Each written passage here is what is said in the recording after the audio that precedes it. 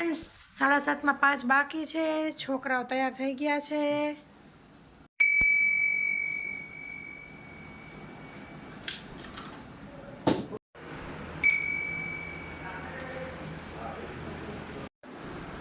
હરી હરી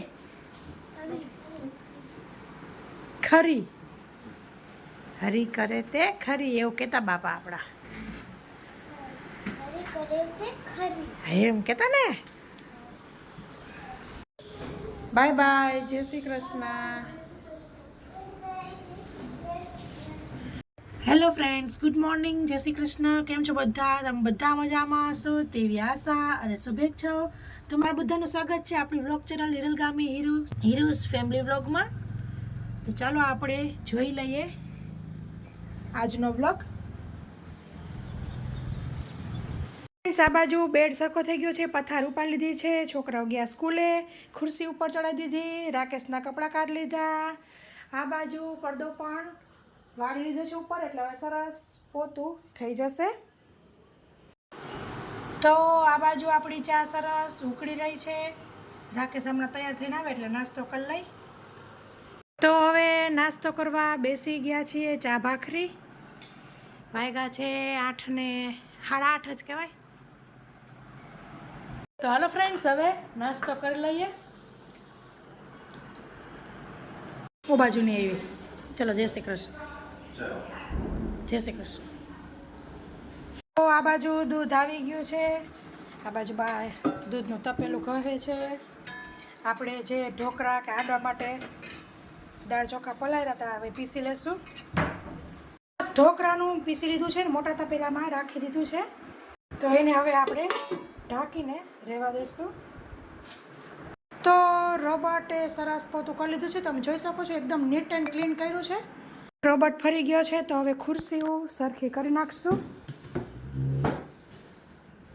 એક અહીંયા ચડાવી,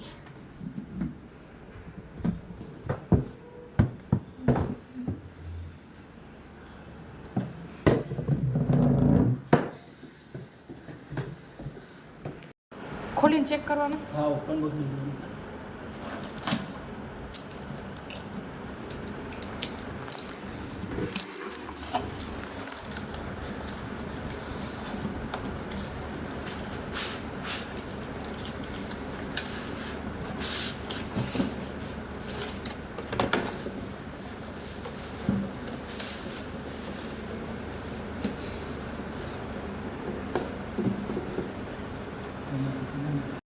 તો આપણું પાર્સલ આવી ગયું છે, ઇન્ડક્શન.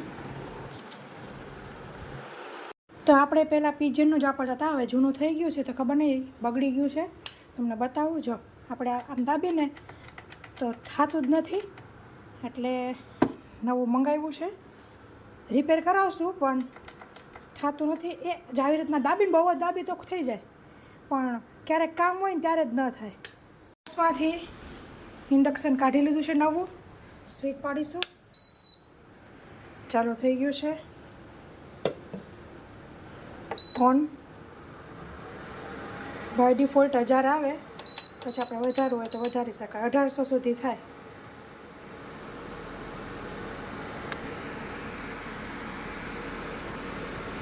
તો સરસ ઇન્ડક્શન આવી ગયું. હવે કામ થશે અને બધું ઘરનું કામ થઈ ગયું.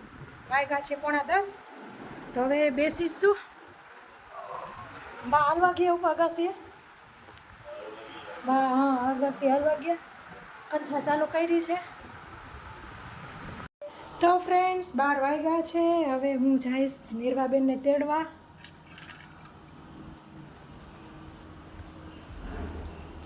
નિર્વાબેનને લઈને આવી ગઈ છું. શું નિર્વા, મજા આવી સ્કૂલે?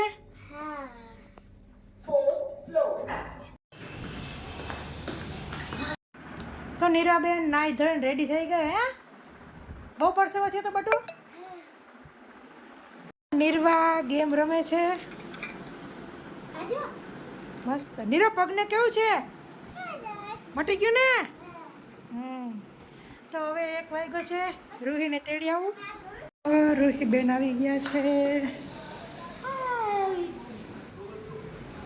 1:20 થઈ છે.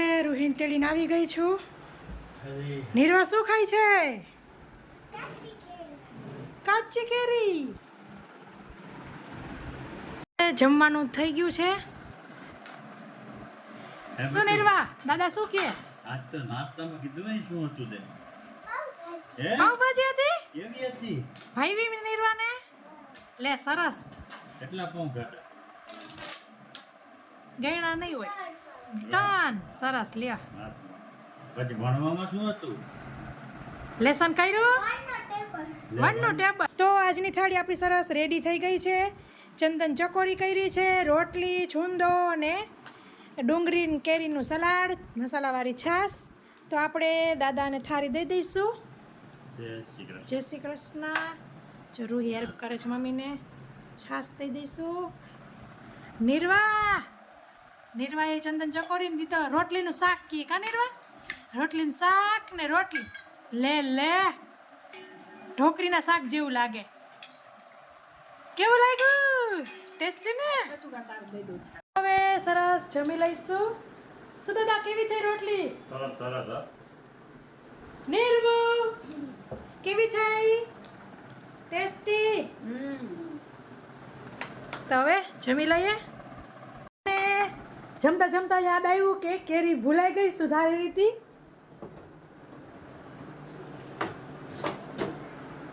તો જમવામાં કેરી પણ છે. કેરી તો ભૂલી ગઈ.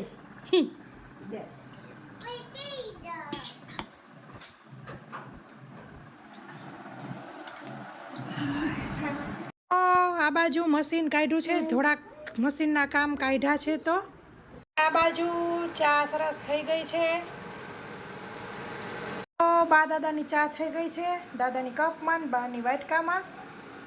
તો બા દાદા ચા નાસ્તો કરે ને હું ખાઈશ. આવી રીતના ડુંગળી ને થોડી કેરી ને સમારીને ચણાની દાળ મિક્સ કરી છે. થોડીક ઉતાળમાં ડુંગળી થોડીક મોટી મોટી સુધારી છે. તો હું આ નાસ્તો કરી લઈશ. તો મસીને બેઠી હતી તો ત્યારે કામિની બેન કહે મને ડ્રેસમાં જીરીક આમ થોડીક દૂર સિલાઈ મારી દે તો મારે થોડોક ડ્રેસ મોટો થઈ જાય, થોડોક ફિટ થતો હતો તો મારી દીધી છે. હવે દઈ આવીએ. તો હવે કામિની બેનનો ડ્રેસ દઈ આવું. જય સ્વામિનારાયણ. તો હવે 6 વાગી ગયા છે. પડદા ખોલી નાખશે. આવી રીતે ઉપર લીટી કરવાની છે. આવી કંઈક કોમ્બિનેશન બુકમાં પણ કરવાની છે. તો હવે આ કામ દાદાને સોંપવું છે. દાદા આમથી રામ નામ લખે છે ને તો લાલપેન દાદા આગળ છે જ. જો દાદા આ હે ને બુક છે. આ 2 લીટી મૂકીને આ લીટી ઉપર આમ શું કહેવાય લાલ પેનથી હાસ્યા કરવાના. આડા હાસ્યા. હા જાઓ. દાદાને સ્કેલ આપી. તું ગોતસ ગોતો. હાલો મારા હજી એક કામ છે મશીન પાછું. કામીની આંટીને દઈ આવી. સરસ થઈ ગયું. તો દાદાને કામે લગાડી દીધા છે. આવી રીતના બેઠા બેઠા કર્યા કરે. છોકરાઓ ગાર્ડનમાં રમે છે. નિર્વાબેન, રૂહી.